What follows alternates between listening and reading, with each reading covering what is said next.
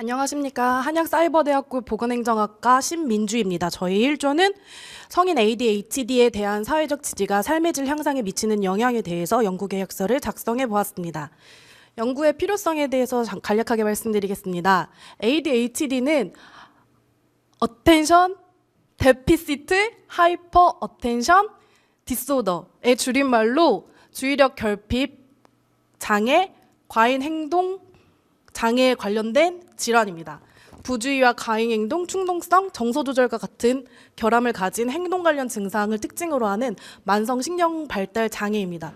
우울증과 불안장애, 대인공포증과 같은 동반 질환을 경험하는 병으로서 이 동반 질환을 경험함으로써 사회적인 영역에서 이러한 증상 등으로 인해서 적응에 어려움을 겪는다고 합니다. 일반인들보다 상당 부분 이상의 업무 장애가 발생합니다. 지난 5년 동안 이 성인 ADHD는 5배 이상 급증하였습니다. 그러나 이런 정신질환에 대한 부정적인 인식으로 인해서 진단을 받지 않거나 질병을 부정하여서 치료 및 개선 상황에 어려움이 생기고 삶의 만족도가 대부분 낮다고 연구되어져 왔습니다.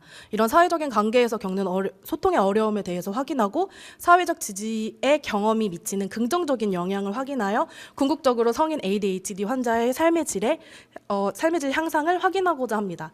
연구의 목적은 성인 ADHD가 사회적 관계에서 겪는 소통의 어려움을 파악하고, 두 번째는 사회적 지지를 파악하고, 세 번째로 성인 ADHD에게 사회적 지지가 삶의 질에 미치는 영향까지 파악하고자 합니다.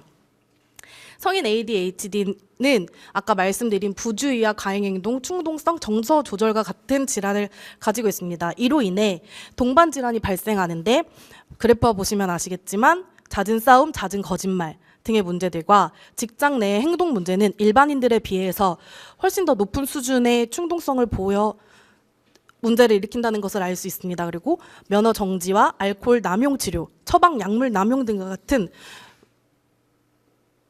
부주의와 관련된 문제, 그 충동성을 조절하지 못하는 문제들로 인해서 동반 질환을 많이 발생하고 있습니다. 이런 문제들과 더불어 성인 ADHD는 최근 5년 동안 5배 이상의 급증하는 추이를 보였습니다. 이런 성인 ADHD가 현재 많이 증가함에도 불구하고 사회적인 관계에서의 어려움에 대해서는 이들이 부정적인 인식으로 인해서 더 숨어있게 되고 더 문제가 일으키게 되어서 사실상 사회적 관계의 어려움을 말하고 있습니다. 스웨덴의 연구에 따르면 3,000명 가까이 되는 사람들을 ADHD를 통해서 조사한 결과 이들은 3분의 1만이 인구의 ADHD의 3분의 1만이 취직을 할 수 있었고, 또한 64%의 남성이 유죄 판결을 받은 적이 있다고 할 정도로 사회적인 관계의 어려움을 토로하고 있었습니다. 그래서 사회적 정서적 지지의 필요함이 더욱더 절실해졌습니다. 이 선행 연구에 따르면 소아 ADHD가 사회적 지지, 정서적 지지, 그러니까 부모님, 친구, 선생님들이 이 친구들을 지지하고 또 정서적으로 지지하였을 때 이들의 분노성이 조절되고 더 많이 능동적으로 공부하고 학습 효과가 늘어난다는 것을 알 수 있었습니다. 그런 성행 연구를 바탕으로 성인 ADHD에게도 사회적으로 정서적으로 지지가 필요함을 확인할 수 있었습니다. 연구 방법은 저희는 성인 ADHD들의 그런 사회적인 의사소통의 문제에 대해서 문제를 제기하였고, 가설은 해당과 같이 설정하였습니다. 성인 ADHD가 경험하는 사회적 지지는 성인 ADHD 환자의 사회적 관계 속에서 겪는 소통의 어려움에 긍정적인 영향을 미칠 것이다. 가설 두 번째는 성인 ADHD가 경험하는 사회적 지지는 성인 ADHD의 환자의 삶에 긍정적인 영향을 미칠 것이다. 이 두 가지의 가설을 중심으로 연구를 설계하였습니다. 연구는 실질적인 연구로 질문지법을 사용하였습니다. 그래서 서술적 연구조사로 설정을 하였고, 질문지법은 해당과 같습니다. 성인 ADHD 커뮤니티 사이트에서 구글 폼 설문지로 링크를 공유하고 2025년 1월 2일부터 2월 28일까지 설문을 받을 것입니다. 자료 수집을 하여서 자료 분석은 저희 피어슨 상관관계 분석과 다중회귀 분석법을 통해서 분석할 예정입니다.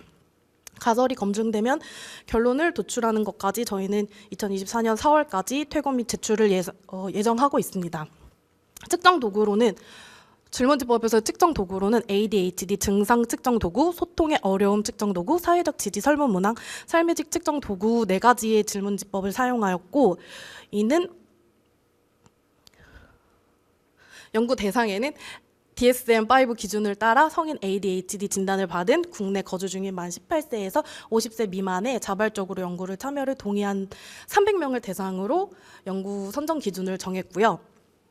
저희가 가장 중요하게 연구에서 생각한 부분은 윤리적인 고려입니다. 왜냐하면 ADHD 같은 경우에는 정신질환 환자를 대상으로 하고 있기 때문에 윤리적 고려에 대해서 많이 고민을 하고 팀원들끼리 고생을 해서 적었고요. 헬싱키 선언의 근본 정신을 준수하고 윤리 원칙을 준수해서 과학적인 배려하에 실시하려고 합니다. 개인정보 중 사생활에 관련된 민감 정보에 대해서 수집하는 점을 분명히 설명을 하고 대상자를 보호하기 위해서 비밀 보장과 익명화 보장에 대해서 상세하게 안내하고 그들에게 생각한 시간을 충분히 제공하고 그 다음 질문할 기회를 주고 자발적으로 연구 참여에 동의하도록 할 것입니다. 기관윤리위원회부터 사전 승인을 받고 사용할 것입니다.